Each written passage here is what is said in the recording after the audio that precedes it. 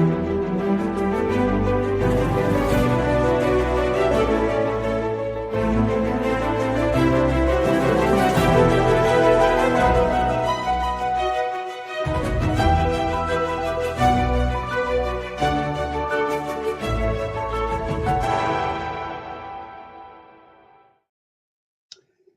it's a modern investing on Pod TV. My name is Sasha Star, and our guest today is Jim E. from IT Foundation. Welcome to the show, Jim.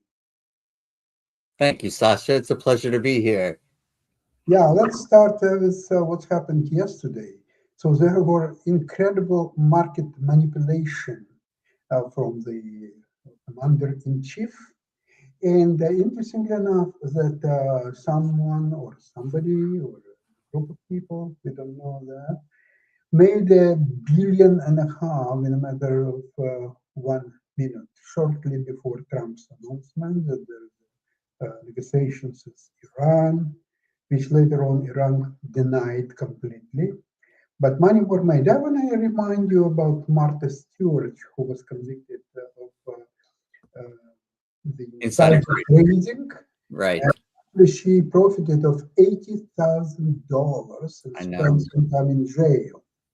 So here we are talking about $1.5 billion.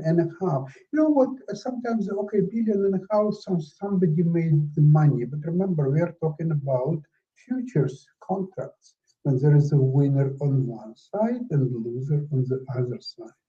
So when somebody made $1.5 billion, there was somebody or group of people, most likely, who lost the same $1.5 billion. So, Jim, what's your impression of this market? How to trade it, and what's the impact of this horrible market manipulation? Well, one of the things that the Trump administration has done is they try to shut down the watchdog organizations that used to cover things like that. You know, and I thought Martha Stewart was picked out as a symbol when there were so many others that he could have gone after. But in any case, the people that were doing this type of thing have been disempowered by the Trump administration. So the desire to allow the very rich to get richer, and the rest of the people, who cares about the rest of the people? You know, rub elbows with them. And you know, the idea is to allow people to do things in business that, and also in the markets and trade, that used to be scandalous, and because they would profit so inordinately, while others who didn't have that same information were just trusting in the system. So what this ends up in is a lack of trust in our institutions, and lack of trust that enters into the picture, then you will start to not participate. So what's happened if, let's say tomorrow, Trump will says, okay, the deal is done. Now we are jointly controlling with Ayatollah the Strait of Hormuz. It's a great deal and so on. So the market will go up, Dow Jones will down, say, 1,000 points. And then half an hour later, you'll say, well, you know what? They change their mind. They don't want that piece. So market will go down 1,000 points, right? So some people will gain a lot of money on this information, and then they will make money another way. They will short the market and Trump. And there will be people who know about the announcement before the announcement is made. Absolutely, that's how they made their money. So this is another reason why I'm not staying essentially out of the market. I have a few positions, but the dividends, high dividends paying stocks, and a few other positions. But again, it's extremely difficult market to deal with that. It's possible to make money. There is no doubt about that. But it's a possibility to lose money just as well. So it's quite unclear what you have to do. Let's see. I have a big position on Oracle. I sold puts which expiring on April 17th. Um, right now, at the moment, I'm losing money on that trade. But what I think is if I will be assigned, most likely I will. Even if I will make money on the trade, I will be assigned most likely. Okay, so I will have a large position in Oracle. I will sell calls, and I will defend that position at the end of the day. How long Right. it will take, I don't know. It may take a while. Actually, there are some predictions, which I heard even before this Iranian, how to say, special operation. There were some market participants, quite high stature, that they were saying that there will be a horrible market for the next 10 years. There will be no more gains like it was before, definitely not by the time that Trump is in power, because there are just too many problems are getting one after another, and it's impossible. I even don't see how you deal with the debt, which is approaching now $40 trillion, and a horrible war in Iran, which is absolutely unclear which way it will go. I don't see a peace resolution to that because the Iranians who are in charge, they think that they're winning the war, that they can produce enormous damage, and in fact, they have somehow a missile that can hit 4,000 kilometers and they can inflict damage if they will hit the Diego Garcia base. And if that's happening, then US will lose everything. They will lose a bunch of their B-52 bombers and the B-2 bombers and the larger bombers. Yeah. Okay, I'll just quickly take that. Okay, Jim, you go ahead. Okay. And I think also we face the difficulty of knowing what will Trump do tomorrow. For example, he just paid $1 billion to the French government to stop a couple of wind power projects. One was in Rhode Island. I'm not sure where the Michael, other. this is still, I will come down as soon as I finish, okay? And the other was that if they started oil producing, fossil fuel producing plants in Texas. So, he stopped them in a couple of wind power, which is part of our future where it's appropriate. Wind is not always appropriate in every place, but off of the coast of Rhode Island, certainly it is. And so he paid France to shut that down and to move it to fossil fuel generating in Texas. So this kind of political shenanigans, again, it's $1 billion. It doesn't really add up until, to real money in Trump's mind. It's just $1 billion of American citizens' taxes that he's giving to France to change their projects from green energy to fossil fuel energy, and from Rhode Island and I think Massachusetts, I'm not sure, but New England and to Texas. So these types of things, they're going under the people's notice. He's doing this kind of thing, and because of the outrage in the war of choice in Iran, it's going under the radar. People aren't even noticing these things. But he might be doing something even more dramatic tomorrow. Who knows? What's interesting here is that there is no more talk about $17 trillion in investments coming to the United States to create working spaces, to create new factories, or whatever it might be. Lately, I don't hear any more talk about $17 trillion. I think it's evaporated because the Gulf states, who would provide probably most of this money, they now see the reality that Americans cannot protect them. They cannot protect their own military bases in the Gulf. So Ukrainians now doing capable job of providing anti-drone defense, because now the Gulf states, they understand now that Americans committed a fraud by selling them against drones or Patriot systems, which are helpless against drones.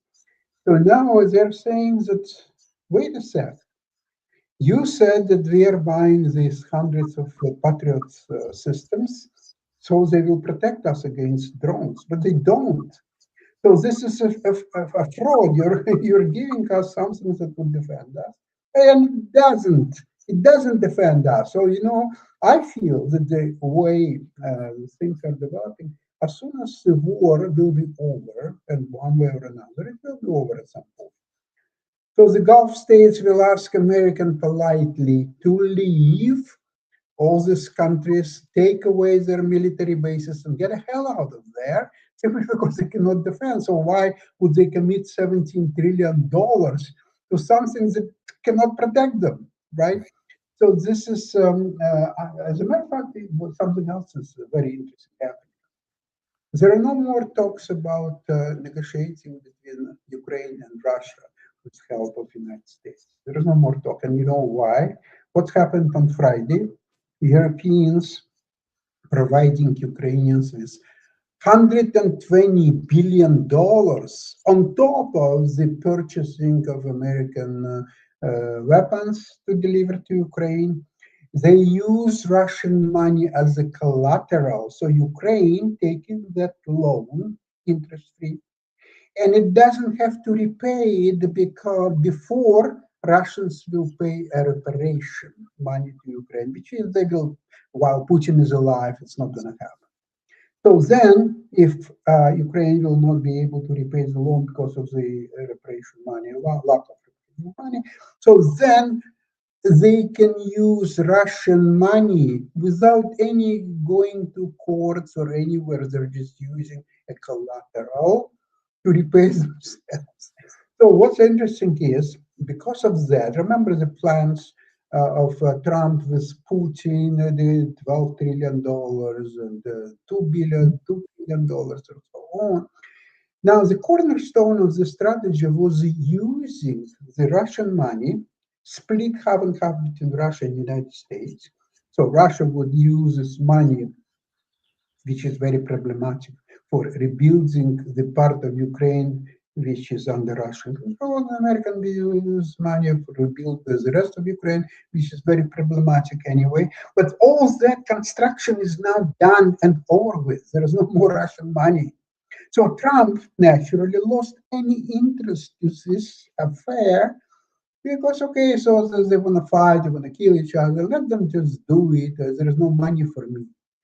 So go hell and do anything. Now, on the other hand, Europeans now at the table. Europeans now say, so we're providing weapons, we are providing money, we are providing. United States, who you are? What are you sitting there? Who you are and what are you doing there? Get out of hell out of here. Repay $40 trillion and then we'll start talking to you. Okay, so US is out of equation in affair between Ukraine and Russia. But Trump is now much bigger fish to fry. It's Strait of Hormuz. So Trump wants to split half and half control with the dollar and start collecting money from countries that needs use of Strait of Hormuz and start pocketing the money there. But this is incredible exercise. It's almost impossible because if they can reach the Diego Garcia, then America is out. They have to pack their things and just go home and as quickly as possible. So, okay, they're bringing the new troops, 2,500 Marines and some other. What are they going to do if Diego Garcia is not available? Where is it going to land? Where is it going to go? I mean, what? They might as well go back to New Jersey. I think it's quite safe place for them to be. So, in this respect, all U.S. or Trump's strategy is very flawed. And all the talks about, oh, we are talking to Iranians and so on. Iranians are denying that they have even talks with the United States. Never mind negotiating and talking about this or that. There are no talks, period. And market yesterday, at the end of the day, it started to go down. It continued to go down today. And then what's the next strategy here? What do you think, Jim? Well, yeah, there was no clear end game to begin with. We didn't know when we were going to win. whatever winning looked like. We weren't told what that would look like, except that we know now that the idea that they went with, although Trump is now blaming his Defense Department minister or secretary for it was his idea. So Trump is passing the buck now on to someone else, and as is usual, you can't accept blame. But the idea, I think, was that they were going to have a spontaneous uprising in Iran once they took out the leadership. And I think Bibi and Trump both kind of believed that, although there was a very slim possibility of that, because when you're bombing the country, when the missiles are hitting all these targets, there's no uprising possible. People can't take to the streets; they're hiding. So it was a flawed thinking to begin with. The chances of that were less than 10%, and yet that's kind of what they thought was going to happen, and they could declare victory when there was this uprising. Well, it didn't happen. It hasn't happened. It may never happen. It could happen, but the reason that Trump was operating like this was he thought that he was going to do this and he would look like a hero, and that hasn't panned out. So. Jim, see, Iranian people feel betrayed by the United States when they didn't back their uprising when it was war. There is something else. You see, by killing Ayatollah, they removed an object against whom Iranians indeed could have uprising because they hated Ayatollah and his regime and so on. There is no more Ayatollah. So there is no more hateful object. So now they are, in fact, uniting against United States because they feel they're aggressor. They are bombing Iranian cities, infrastructure, and so on. So the school Iranian children, and it was killed by the U.S. And so this is where their hatred is going, and naturally to Israel and to the United States, and it's entirely predictable. So it was just it's a war of choice and an incredible miscalculation of enormous, with consequences to the global economy. Yet, even in this disastrous turn of events, and which has roiled the markets, I still think in the companies that I'm following and have invested in and still hold are in the AI sector, and especially these companies that are producing all that's required for when I was back up for a second, when I was in systems programmer, I used the term CPU, the central processing unit. And now these companies use the term GPU, it's graphics producing. Yes. And these graphics require a great deal of memory, a great deal of speed. And, the chip makers that are producing those types of chips and those that are supplying them, they are still prospering. And I think even with all of this going on, they are still generating enormous revenues, and will continue because we're still in the beginning of the AI revolution. It's not going to go away. It's not going to suddenly drop off. There isn't going to be a bust in the AI sector for quite some time. So I would be more cautious about it. You know why? It seems to me that Europeans more and more engaging in their so-called war, economic war, or might call you any other names, against the United States, because they understand that the United States is definitely not a reliable partner. Right. So they now have one incredible trump card in their possession. You're definitely familiar with the company ASML. It's a Dutch company. That company is doing what no other company in the world is capable of doing. They provide a blueprint and equipment for creating the microchip, which is then produce Taiwan Semiconductors, NVIDIA, and all others. Right. And if ASML will not even stop, but just slow down delivering of their products, all the AI infrastructure of US is doomed. And you know what significance of that is? That if you take GDP gross product of United States, which was last reading 4.3%, if you subtract AI business, there is zero. GDP of United States minus AI trade is zero. Yeah. And most likely will go lower. So then all the equation, all the valuations of the companies, even NVIDIA or Broadcom or all those companies, are not immune to this development. Their valuation can suffer and they can go to much lower levels. That's why yesterday, kind of lucky day, because of the market manipulation, I was able to exit my last positions in NVIDIA, for example, and others.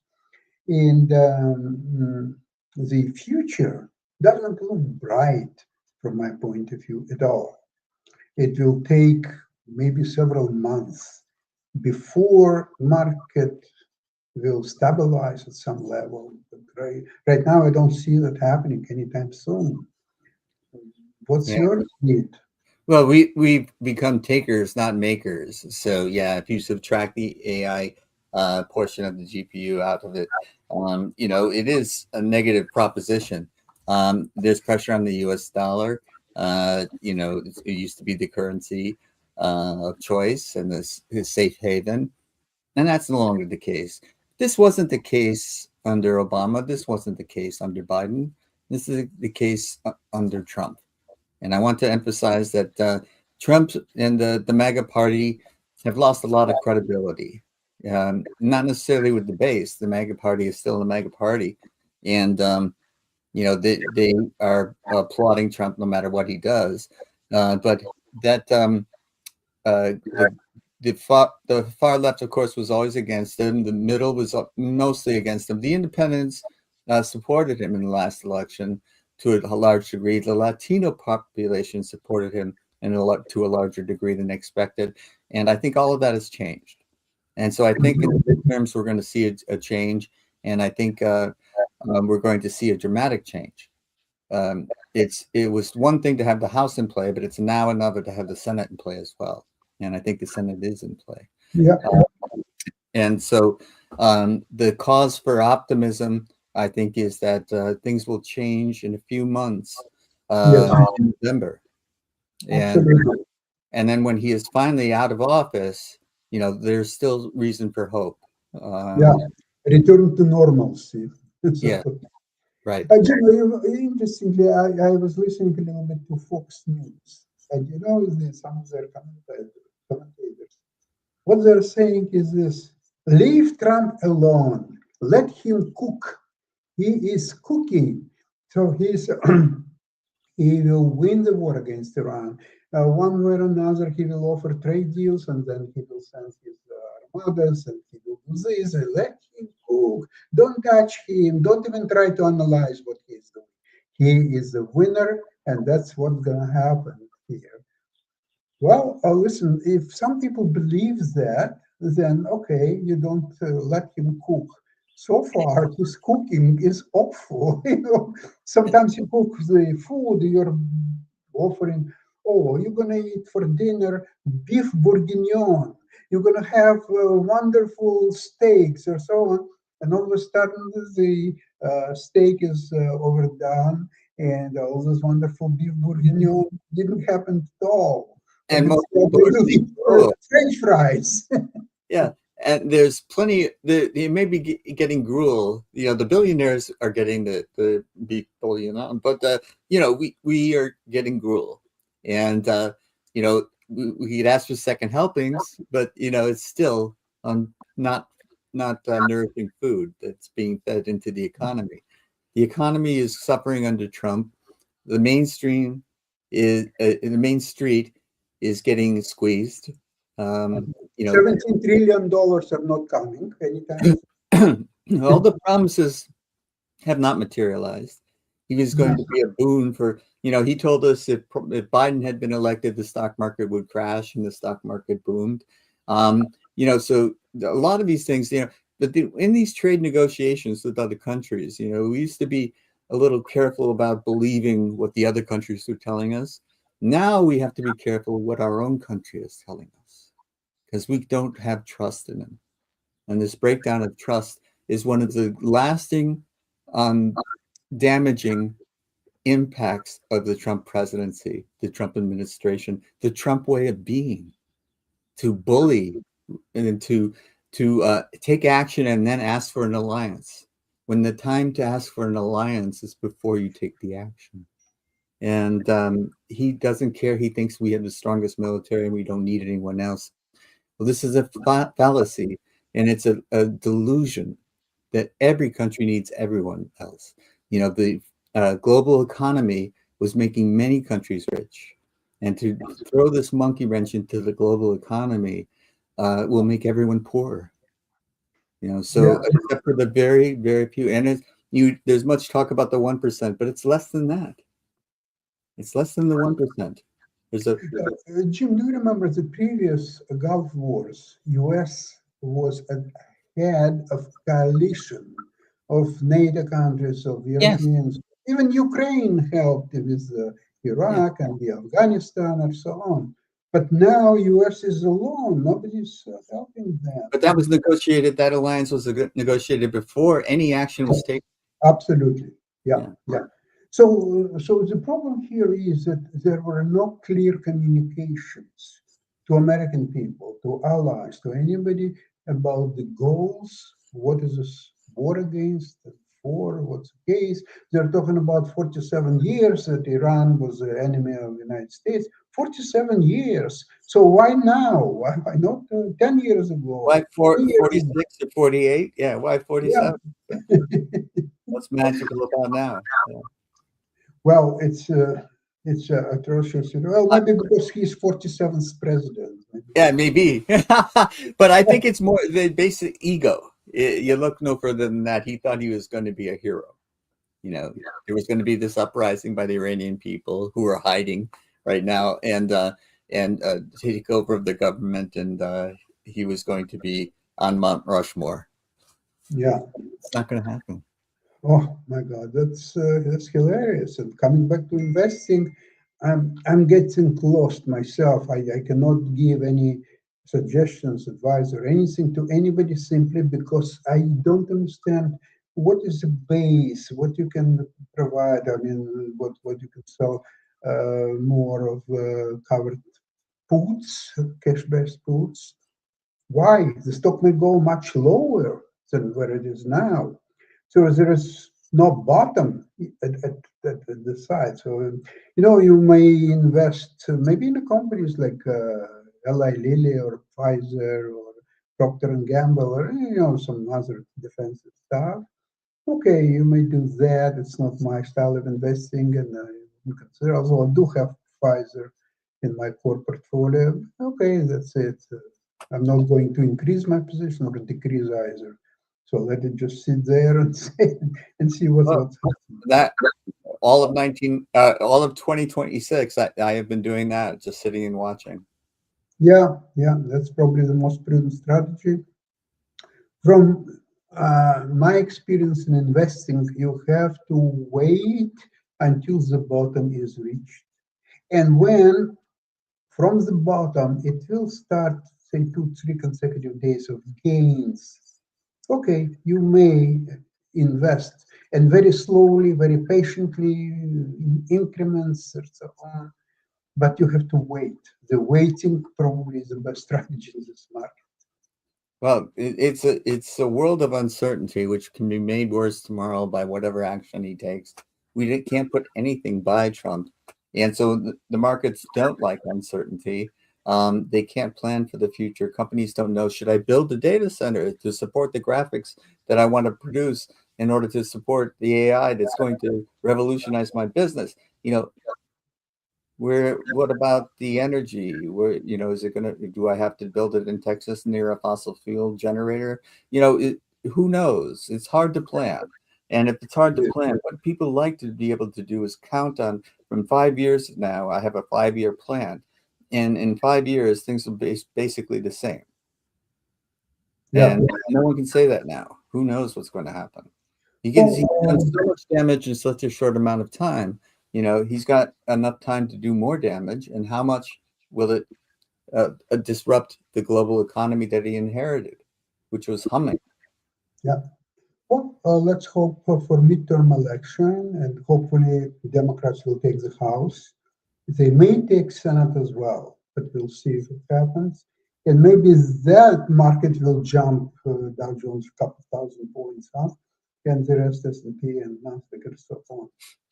But right now, the best strategy is to wait. Market is always there. It will be tomorrow. It will be a week from now, a month from now, or whatever.